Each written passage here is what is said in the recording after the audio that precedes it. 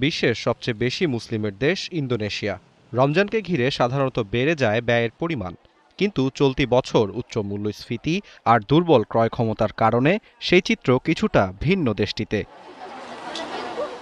৪৫ বছর বয়সী মাংস বিক্রেতা দিদিন তাজউদ্দিন আক্ষেপের সুরে জানান, রমজানের আগে যেখানে বিক্রি প্রতিদিন বাড়ার কথা, সেখানে তার বিক্রি নেমে এসেছে অর্ধেকে, যার কারণ দেশটিতে কমে গেছে জনগণের ক্রয় ক্ষমতা।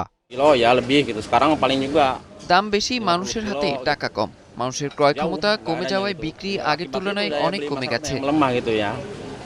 জাকার্তার একটি বাজারে একাধিক বিক্রেতা সরকারের ফ্রি মিলস প্রোগ্রাম নিয়েও অভিযোগ তোলেন। তারা জানান, এই কর্মসূচির কারণে মুরগি ও ডিমের মতো পণ্যের সরবরাহে বিশৃঙ্খলা তৈরি হচ্ছে।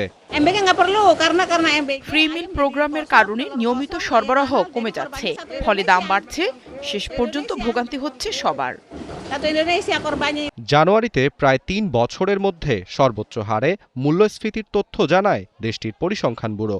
যদিও একই সময়ে রপ্তানি ও আমদানি প্রবৃদ্ধির হার ছিল প্রত্যাশার চেয়ে বেশি, তবুও দেশটির অর্থনৈতিক স্থিতিশীলতা ফেরানো কঠিন হয়ে পড়েছে।